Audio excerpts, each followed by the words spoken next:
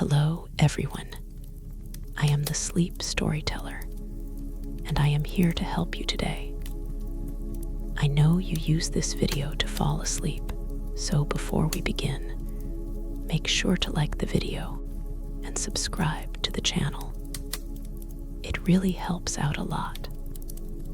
Also, let me know in the comments, where are you from and what time are you listening? Now get comfortable and relax. The wizards arrived in Middle-earth like whispers carried by the wind. Their presence unassuming yet weighted with divine purpose. They came not in glory or triumph, but cloaked in humility, taking the forms of aged men, their power veiled beneath the guise of wisdom. Sent by the valor, the mighty beings who shaped Arda, these 5 Istari were tasked with a singular mission: to guide, not rule, to inspire, not command. The darkness of Sauron's shadow stretched long across the lands, and in response, the valor chose emissaries from among the Maiar, spirits lesser than themselves, but still mighty beyond mortal reckoning. Yet, from the moment their feet touched the soil of Middle-earth, the path before them was treacherous. They would walk among elves, men, and dwarves, bound by mortal constraints, limited in strength, and forbidden from direct dominion. This was not a battle of spells or swords, but of will, wisdom, and the delicate art of counsel. Saruman the White led them, his intellect sharp as a honed blade, his voice smooth as polished stone. He was chosen for his deep knowledge, his understanding of craft and lore. Yet it was this very gift that would weave his downfall. In his early days, he studied the enemy, seeking to comprehend Sauron's methods, to unravel the Dark Lord's power so it could be undone. He walked the halls of power, gaining the trust of kings, scholars, and warriors, his voice a beacon of reason. But ambition is a slow poison, and in time, it would turn his wisdom into arrogance, his purpose into obsession. Even as he led the White Council against the growing shadow, the seeds of his own corruption had begun to take root. Gandalf the Grey was different, a traveler, a wanderer beneath the wide sky, moving among the free peoples with a quiet warmth that belied his true nature. Where Saruman sought knowledge, Gandalf sought understanding, not of power, but of hearts. He did not build towers of stone nor seek dominion over councils, but instead walked the winding roads, speaking in taverns and by campfires, listening to the fears and hopes of those who would one day stand against the Dark Lord. He carried Narya, the Ring of Fire, though he wielded it not as a weapon, but as a beacon, its unseen flame kindling courage where despair threatened to take hold. Radagast, the brown strayed from the path of men and elves, choosing instead to dwell among creatures that spoke no words, but knew the language of the wind and earth. Birds nested in his hair, beasts followed in his steps, and the forests whispered his name. He was not unwise, nor was he without purpose. Yet in time, his love for the wilds would draw him away from the greater struggle. Some would call him a failure, a wanderer lost in the tangled roots of his own choosing. But there are many forms of resistance, and not all battles are fought with swords and council meetings. Then there were the two blue wizards, LOTR and Palando, enigmatic figures whose fates were shrouded in mystery. They ventured far beyond the lands known to the free peoples, traveling eastward into realms where Sauron's hand lay heavy upon distant kings and forgotten empires. What they did in those lands is a question lost to time. Some believe they failed, swallowed by the darkness they sought to fight. Others whisper that they became kings or prophets, leading rebellions against Sauron's rule in the east, diverting his forces so that the west might stand a chance. Their absence is a void in history, their deeds untold. Yet their journey was no less vital than those who remained. The Istari were bound not just by their mission, but by their limitations. They were forbidden from bending the free peoples to their will, for victory won through domination is no victory at all. They were to be guides, not rulers, their strength measured not in spells cast or armies commanded, but in the hope they could inspire. This, perhaps, was the greatest challenge of all, for power is a weight few can bear without faltering. Already, the cracks had begun to form. Saruman, who saw himself as the wisest, had begun to walk a path that would lead him far from the light.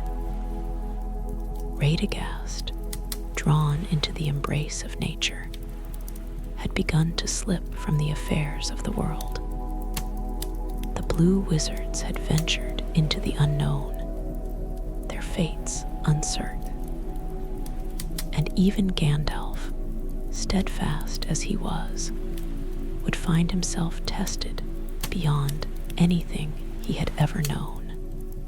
Their story was one of struggle, not just against the growing darkness of Sauron, but against the temptations that lay within themselves. Each had been chosen for their strengths, yet it would be their weaknesses that would shape their destinies. Some would rise, others would fall, but all would play their part in the war for Middle-earth. The days ahead would test them, and in that test, the fate of the world would be decided. The passage of years in Middle-earth was like the turning of great wheels, slow yet inevitable, grinding forward toward fate. The Istari moved through the lands, each in their own way, shaping the course of events even as time shaped them. Saruman, in his white robes, stood at the head of the White Council, his voice commanding respect among the wisest of Middle-earth. He walked among elves and men as a figure of authority, his words measured, his thoughts veiled. Yet beneath his carefully woven mask of wisdom, the whispers of ambition had begun to coil around his heart. He studied Sauron not just to destroy him, but to understand him, to peer into the abyss and grasp the power that lay within.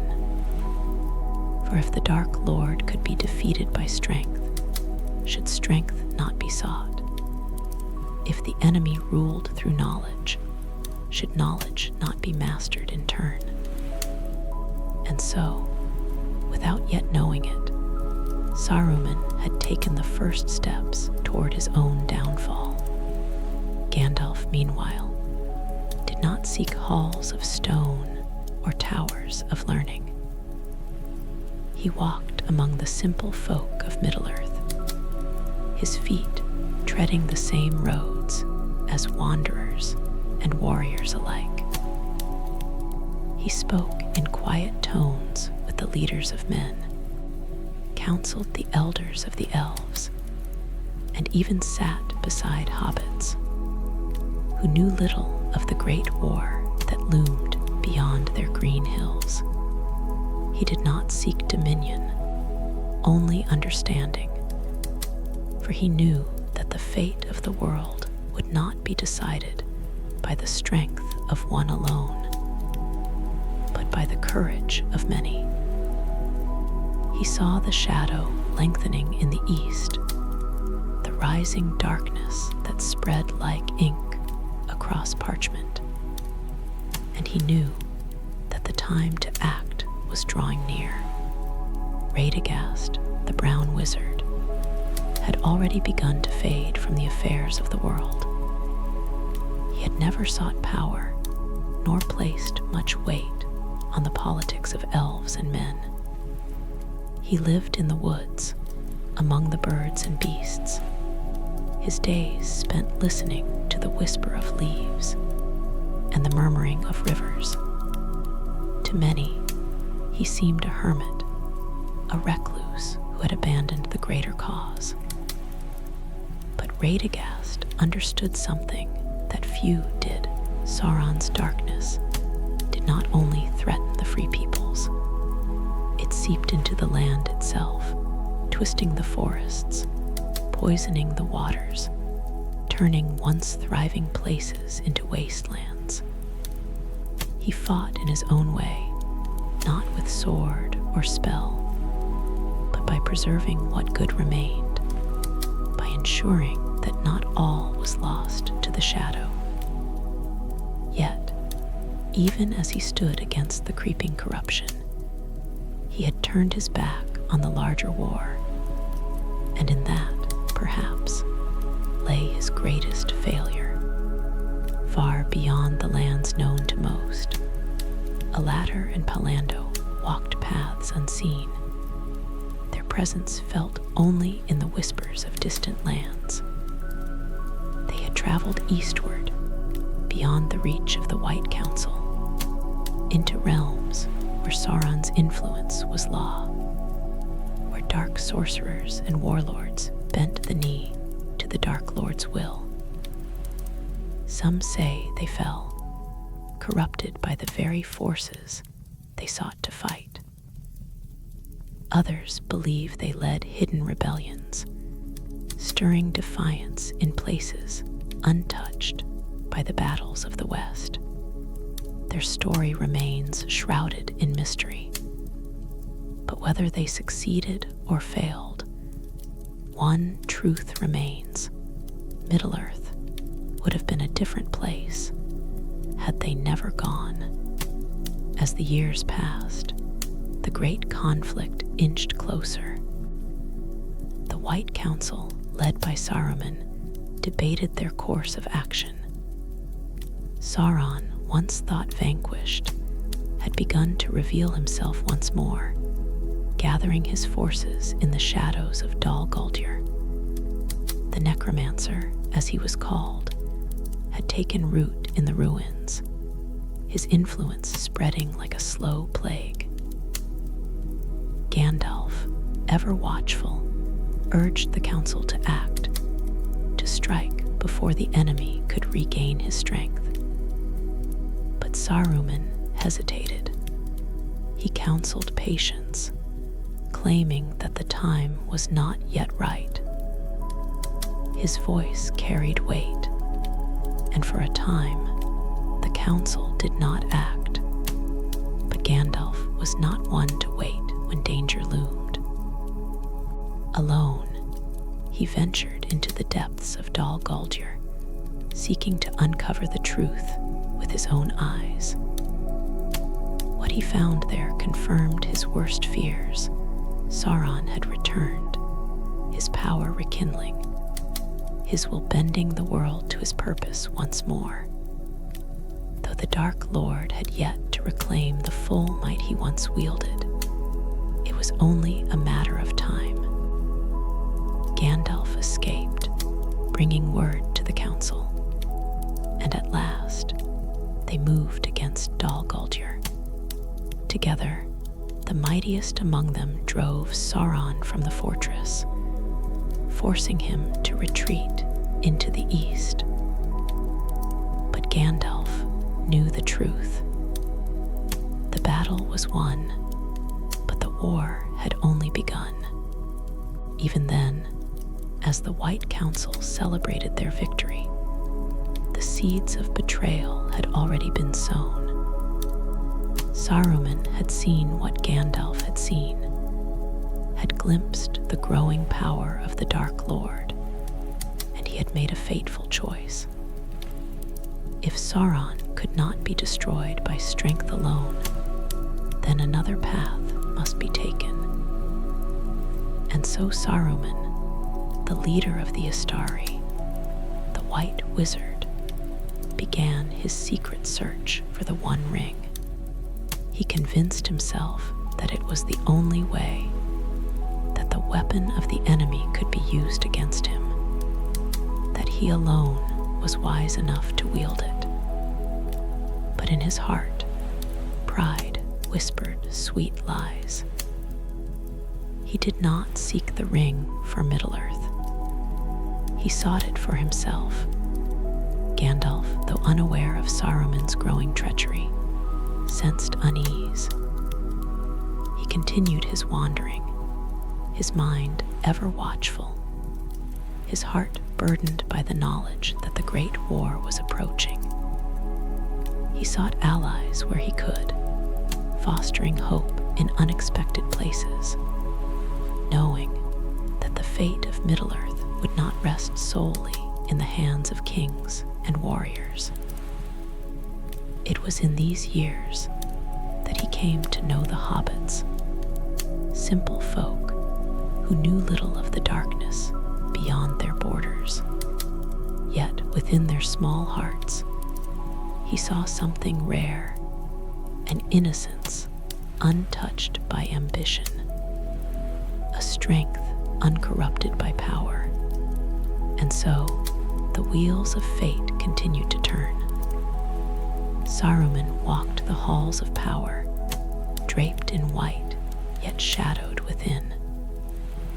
Gandalf moved among the free peoples, kindling hope where despair threatened to take hold.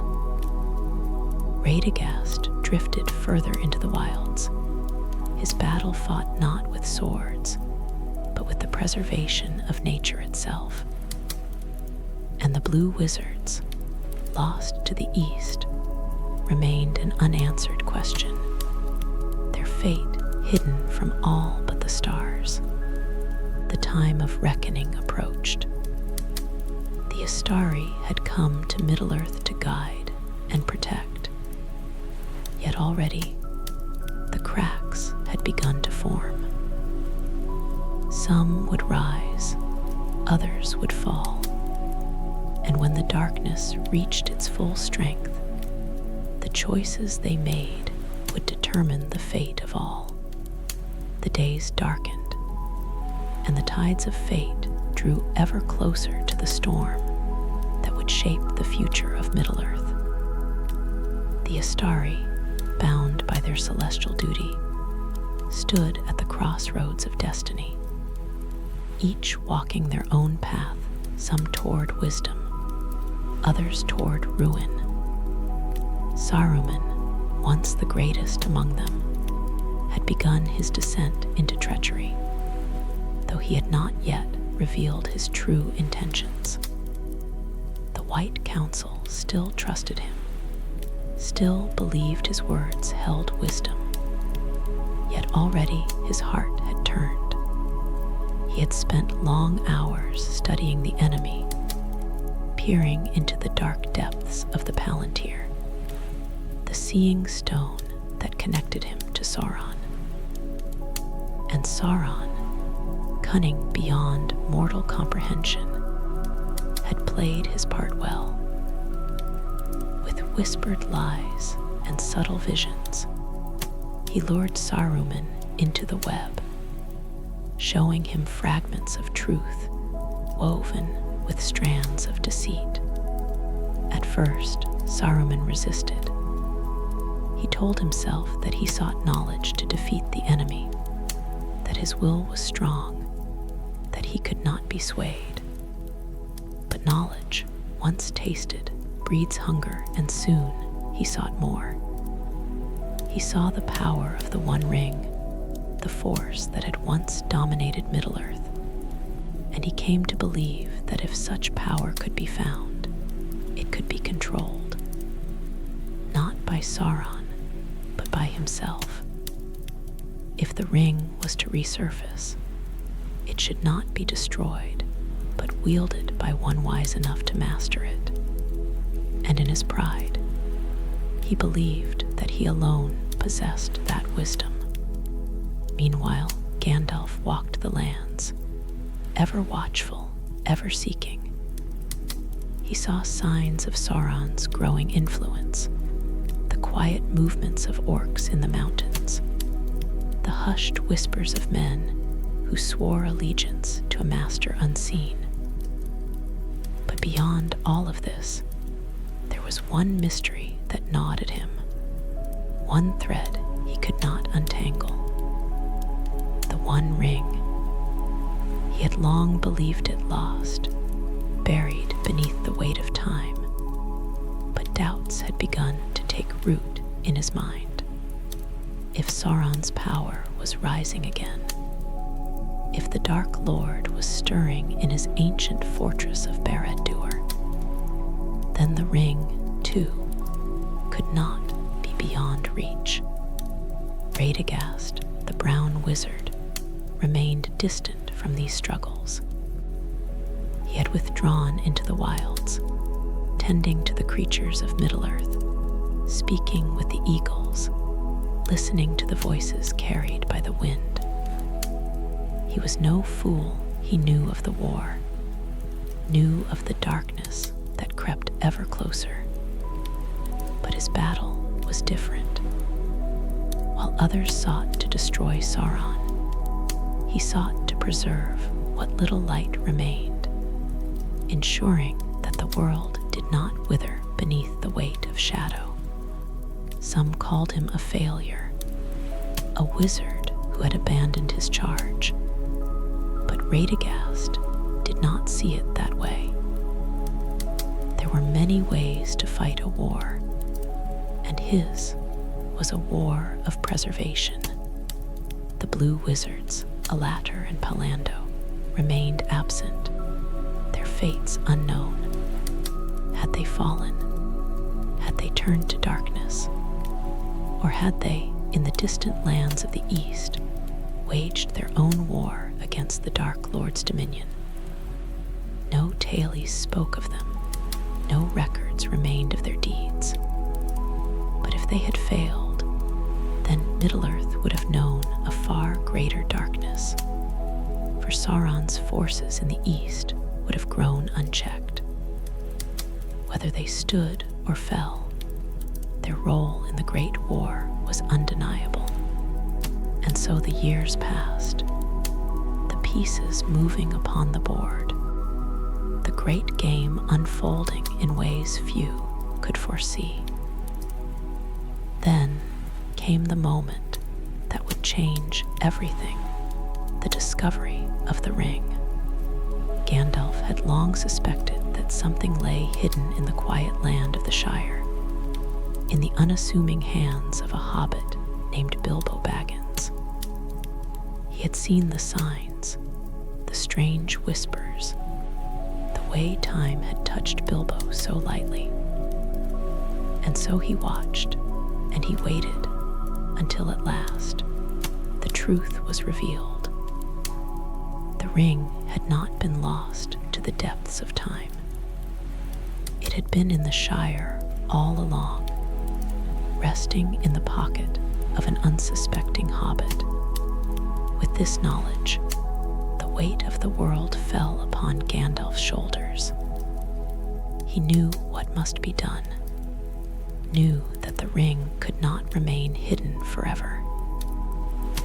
Already, the shadows had begun to move. Already, Sauron's gaze had turned westward.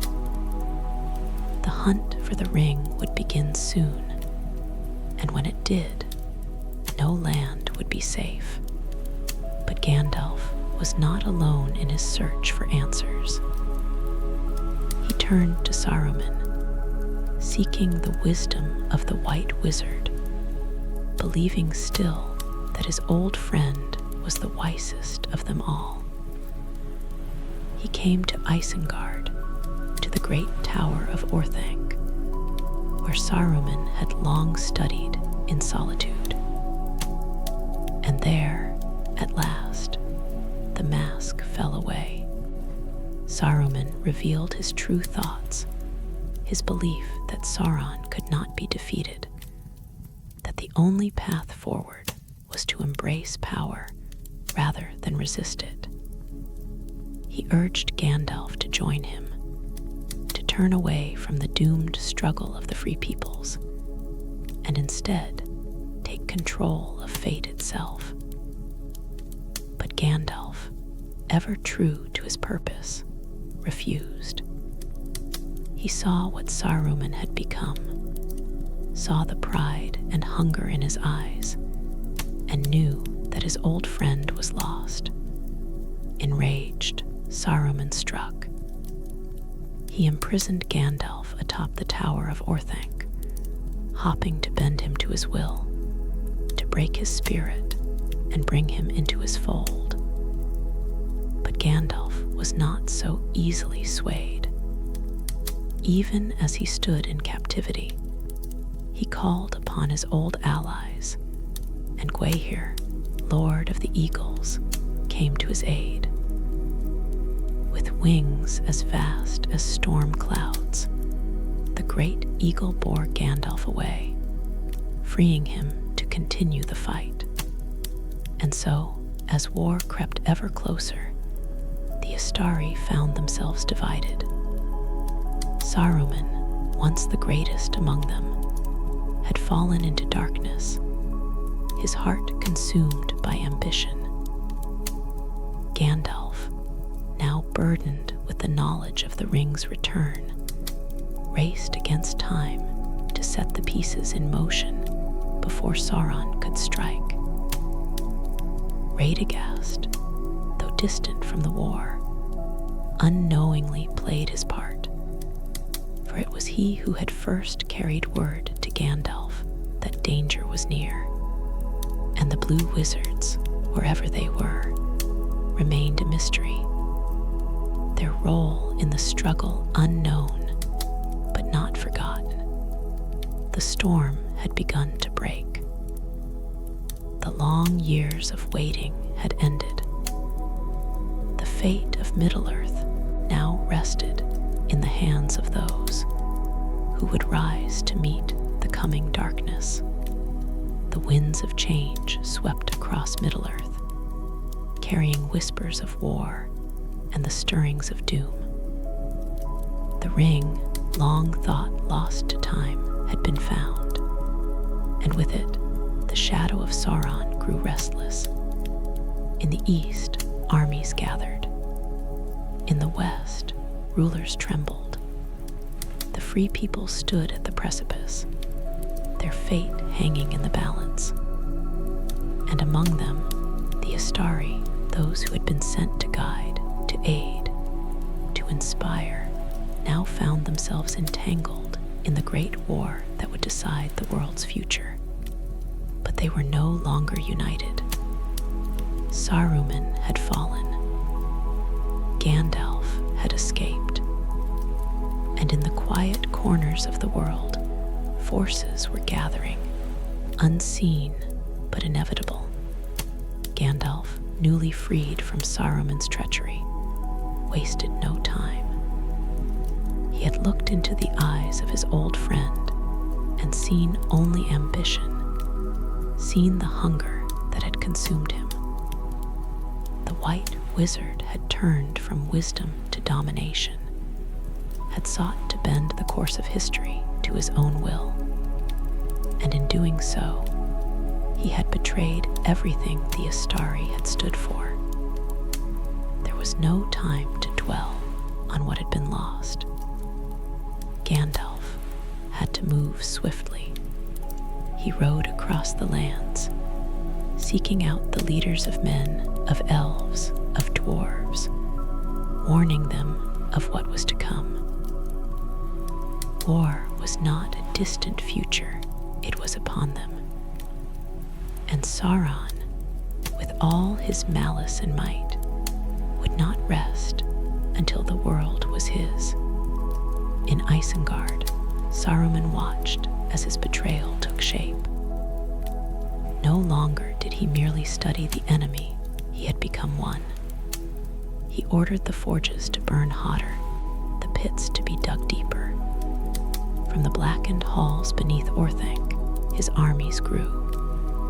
He was no longer content to serve as a guiding hand. Now he would rule. He turned his gaze to Rohan, knowing that the kingdom of the Horse Lords would be the first obstacle in his path. And so he sent his whispers, his servants, his lies. He bent the will of King Theoden, poisoning his mind, weakening his resolve. And when the time was right, his armies would march, and Rohan would fall. But Saruman had underestimated the resilience of men. He had underestimated the fire that still burned in the hearts of those who would resist. Gandalf, now riding as Gandalf the White, had come to Rohan, had broken Saruman's spell, had roused the warriors from their despair. And so, at the Hornburg, at the ancient fortress of Helm's Deep, Saruman's army struck like a storm of iron and fire. But it was not enough. The free peoples did not fall. They stood against the darkness, and when the dawn broke, the tide had turned. Saruman's power, once so vast, had begun to crumble. Far from these battles, Radagast the Brown wandered still, unaware of the full scale of what had transpired. He did not stand with the armies of men. He did not counsel kings, but in his own way, he played his part. The creatures of Middle-earth had their own war to fight, for Sauron's corruption did not stop at cities and fortresses. The forests withered, the rivers darkened, the beasts of the world fled before the creeping shadow. And Radagast, in the only way he knew how, sought to push it back. He rallied the great eagles, called upon the creatures of the wood, ensured that when the final battle came, nature itself would not remain silent. The blue wizards, Alatar and Palando, remained unknown. Did they fight in distant lands, leading hidden armies against Sauron's forces in the east? Or had they been lost to time, fallen into obscurity, forgotten even by history itself? None could say for certain. But if they had succeeded, then perhaps, just perhaps, they had bought Middle-earth precious time, keeping Sauron's reach from extending further, ensuring that the West still had a chance. And in the heart of it all, beyond the grasp of kings and armies, the smallest of hands carried the greatest burden. A single hobbit, Frodo Baggins, now bore the One Ring, walking the path that would lead him into the very heart of darkness.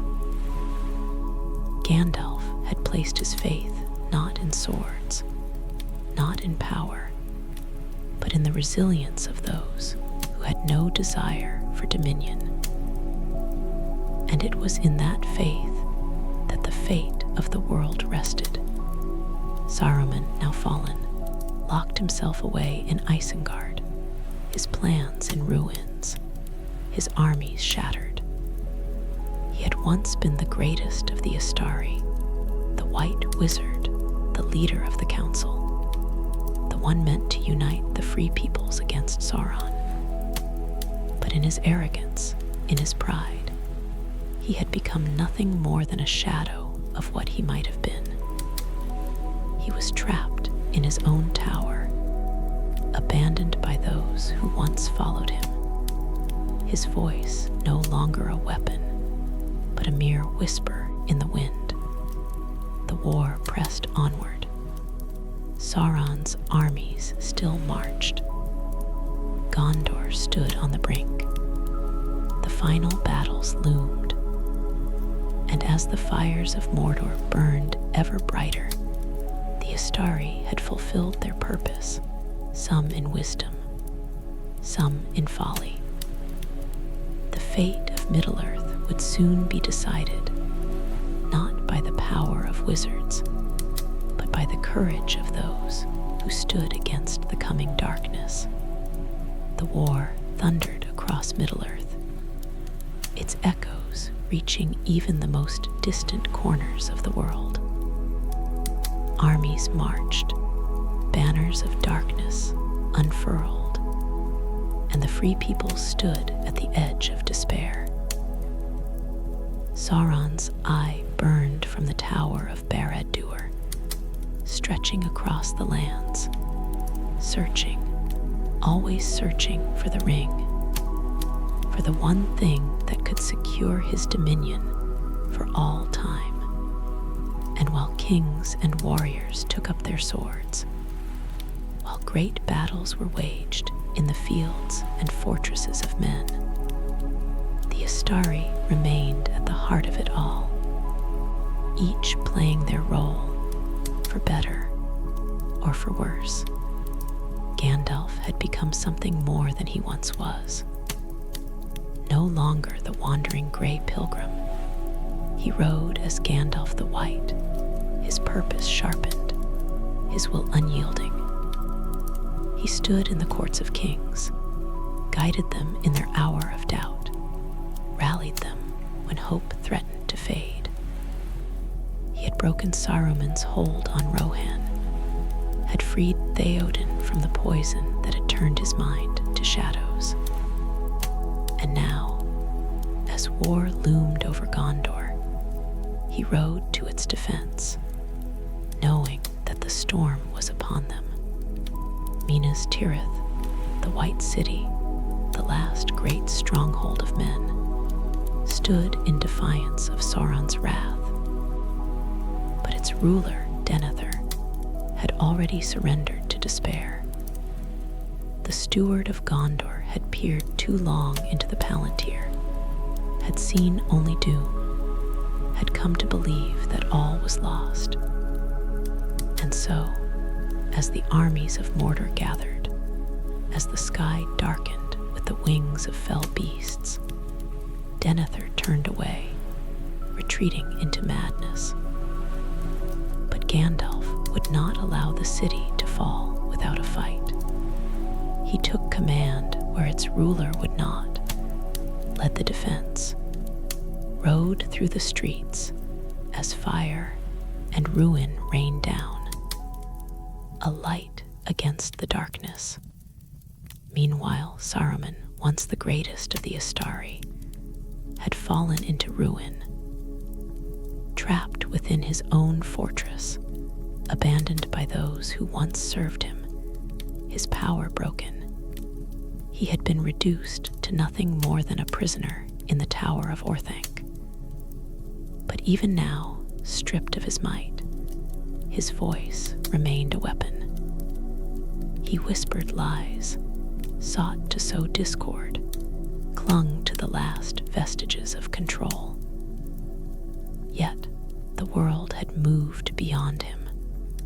His time was over. His choices had led him to exile, and even his former servants, the Uruk-hai, had abandoned him. leaving him to rot in the ruins of his own making. Radagast, ever distant from the great battles of men, had felt the shifting tides of the world. The creatures of the land stirred in unease. The winds carried whispers of fire and steel. Though he had long removed himself from the affairs of kings and wars, he understood that this was no ordinary struggle. This was the end of an age, the final clash between light and shadow. And so, he sent word where he could. The eagles took flight, watching from above, carrying messages across the lands. Though he would not stand on the battlefield, he would not be idle. For even the smallest efforts, even the quietest voices, could tip the balance when the world stood at the edge of ruin. And in the unseen corners of Middle-earth, the fates of the blue wizards remained unknown. Had they fallen, consumed by the very darkness they had sought to fight? Or had they succeeded in ways never written, turning the tide in distant lands, ensuring that the West would not fight alone? No answers came, only silence. Yet whether by design or by fate, their absence was felt, a missing piece in the great tapestry of the Istari's purpose. The great battle had begun. Minas Tirith stood besieged, its walls shaking beneath the blows of Mordor's war machines, its people crying out for salvation. The Witch King, the greatest of the Nazgul, led the assault, his presence a force of terror unlike any other. But Gandalf stood in his path, unwavering, refusing to yield. The darkness pressed in from all sides, but he would not falter. And then the dawn broke. The riders of Rohan came, their horns echoing across the fields of Pelennor, their charge like a storm upon the enemy. Hope flared anew, and the battle raged on. Far to the east, beyond the sight of all, Frodo and Sam neared their goal, bearing the one ring ever closer to its final fate. Gandalf had placed his faith in them, in the strength of the smallest hands, in the courage of those who had no love for war or power. And now, as the world burned, that faith would be tested. Saruman's last hope crumbled with the defeat of his allies. The armies of Mordor had been held back. The White City still stood, and as the remnants of Sauron's forces retreated, the free peoples turned their gaze toward the Black Gate, toward the final battle that would decide the fate of Middle-earth. The war was not over. The worst was yet to come. But the Istari had played their part. Some had guided, some had faltered, and one had fallen beyond redemption. Yet the fate of all now rested not in their hands, but in the journey of two small hobbits, walking the final steps into the very heart of darkness. Road to Mordor was long, and the weight of the world rested upon the smallest of shoulders. Frodo and Sam trudged onward, bearing the One Ring toward its final destination, while the armies of Middle-earth gathered for one last desperate stand. The great war neared its climax, and though kings and warriors clashed steel against steel, it was the unseen struggle, the silent battle of will and endurance that would decide all. The Istari, the wizards sent by the valor to guide and protect, had played their roles. Some had stayed true to their purpose, others had faltered, and one had fallen into ruin. Now, as the shadow reached its fullest strength, the last moments of their long journey unfolded. Gandalf stood at the Black Gate, where the final battle had begun. He had placed his faith in the hobbits, knowing that no army, no king, no sword, no spell could truly defeat Sauron. The Dark Lord's power was bound to the ring, and only by its destruction could his dominion be undone. Yet, Sauron did not know this. He believed his enemies still sought to claim the ring for themselves, and so he turned his attention away from the real threat, focusing his wrath upon the gathered forces of Gondor and Rohan. His vast armies poured forth from the Black Gate, a tide of iron and malice, and against them stood only the last alliance of the Free Peoples. Gandalf did not wield a sword, yet he was the pillar upon which hope stood. His white robes shone amidst the darkness. His voice steadied those who wavered. The ground shook as trolls and orcs charged, as the Nazgul shrieked overhead. Yet he did not yield. He had walked the paths of the dead and returned. He had stood against a demon of the ancient world and triumphed. And now he would stand against the legions of Mordor, not with power alone, but with the strength of faith, the unyielding belief that even in the darkest moments, there was light. But far from the battle, in the ruined remains of Isengard, Saruman lingered, his fate sealed by his own choices. Once the greatest of the Istari, the White Wizard, the leader of the council, he had become nothing more than a whisper of what he once was. Stripped of his power, his staff broken, his words had lost their hold over men and elves alike. Even his own servant, Wormtongue, turned against him. The once mighty Saruman, who had sought to rival Sauron, who had longed for dominion, now met his end not in fire or battle, but in disgrace and betrayal. With a final breath, he fell, his spirit scattered to the wind. His was a cautionary tale, a reminder that even the wisest could be lost to pride, that power sought for its own sake would always lead to ruin. And what of Radagast? He had never stood upon the battlefield, never raised a sword, yet his presence had not been without meaning. He had kept watch over the wilds, had preserved what little remained untouched by war.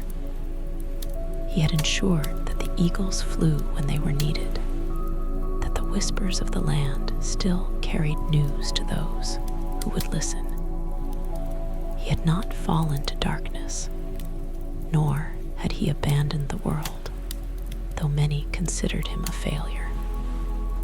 But was he truly, or had he, in his own way, upheld the charge of the Istari, protecting, guiding, standing against destruction in the only way he knew how?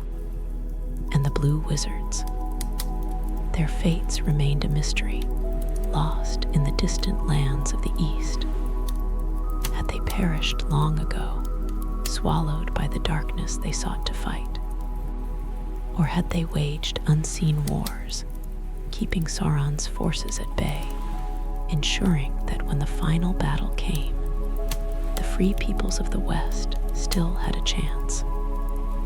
Their story would never be fully told, yet perhaps, in some forgotten corner of Middle-earth, their influence remained, an echo of resistance against the shadow. And then, the moment upon which all fates turned the ring, the bane of Sauron, the source of his power, was cast into the fires of Mount Doom. The world trembled as the Dark Lord's power crumbled. His armies, once unstoppable, faltered. His great eye, ever watchful, wavered in its burning wrath before collapsing into nothingness. Sauron was undone. The war was over. At the Black Gate, as the forces of Mordor scattered, Gandalf stood, watching the end of an age unfold before him. He had fulfilled his purpose, had guided Middle-earth through its darkest hour. Yet, even now, with victory at hand, he knew that his time in this world was nearing its end. The Istari had come to guide, not to rule. Their work was done. As the fires of war cooled and peace returned, the remaining Istari made their final choices.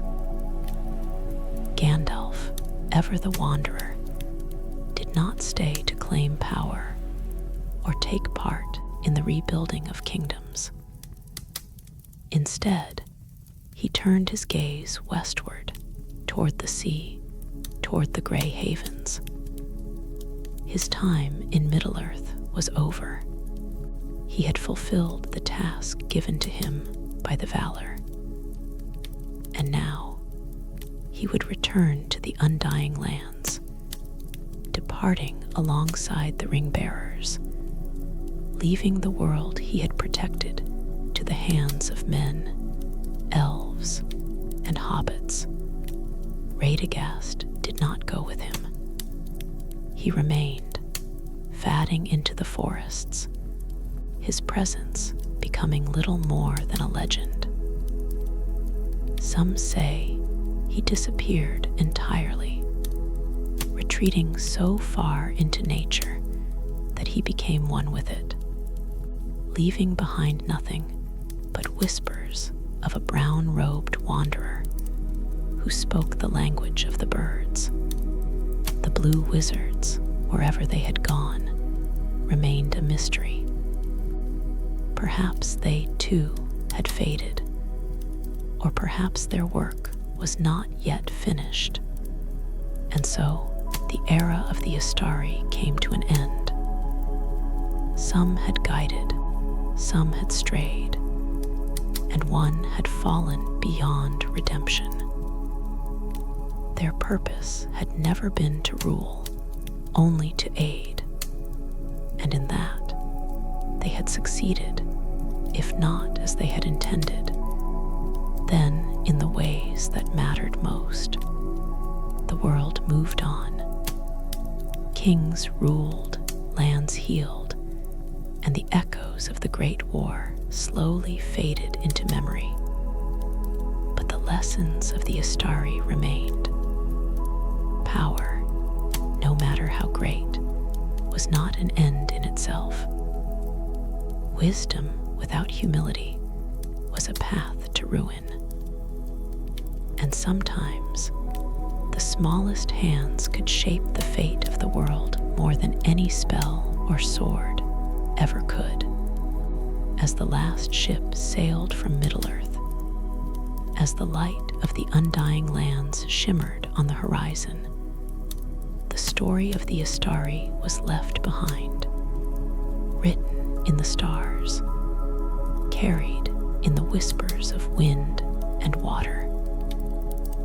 They had come as guides, as guardians, And though their paths had been fraught with struggle, in the end, the light had prevailed. And with that, the age of wizards was over. With Sauron's fall, the world exhaled a breath it had long held. The skies over Mordor cleared, the blackened lands no longer poolsing with malice. From the ruins of Barad-dûr, silence spread like a wave, a hush over the lands that had known only war and darkness. But though the Dark Lord had been vanquished, the echoes of his rule still lingered, and the work of rebuilding Middle-earth had only just begun. The free peoples celebrated, yet amid the joy, the weight of what had been lost could not be ignored. Gondor stood, but its streets bore the scars of war. Rohan had prevailed, but its warriors had given their blood for the victory.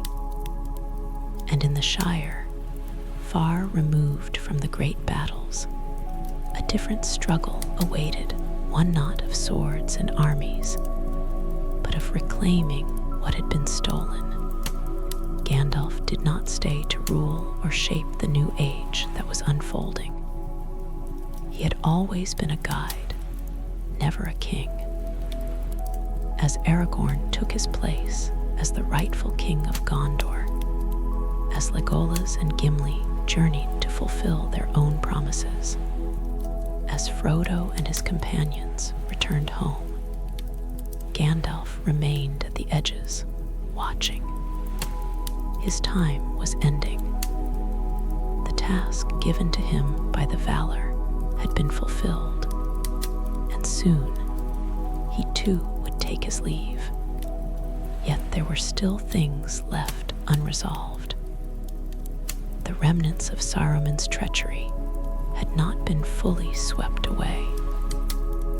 Though the White Wizard had lost his power, his will remained unbroken, bitter, and twisted in his downfall. No longer did he command legions. No longer did he wield great magic.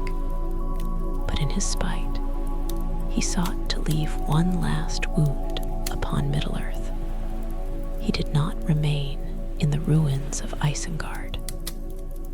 Freed from his prison by Treebeard, he wandered southward, his once magnificent robes now little more than tattered rags. Wormtongue scurried behind him like a shadow, the last servant of a master whose greatness had crumbled into dust. But Saruman's cruelty had not lessened. He had been humbled, yes, but never redeemed. And so he turned his gaze to the Shire, a place he once dismissed as insignificant. In his desperation, he sought to bend even this peaceful land to his will, bringing ruin to those who had never known true war. His reach was not what it once was, but his venom remained potent. Meanwhile, Radagast, the brown wizard, had withdrawn even further from the world of men and elves. He had never sought the power of the White Council, had never cared for politics or kingship. But now, with Middle-earth reshaped, he had all but vanished.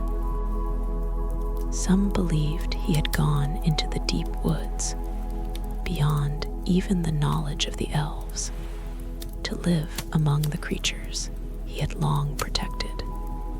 Others whispered that he had passed beyond the circles of the world in his own way, slipping quietly from existence, his purpose fulfilled. And the blue wizards, their fates were still unknown. No word came from the east, no messenger bore news of their deeds. Had they fallen, lost to time like so many others? Or had they shaped distant lands in ways that would never be told in the histories of men? Theirs was a mystery that even Gandalf could not answer. As the Fourth Age dawned, the last remnants of the Istari made their final choices. Some had left their mark upon the world. Others had faded into obscurity. But one thing remained true.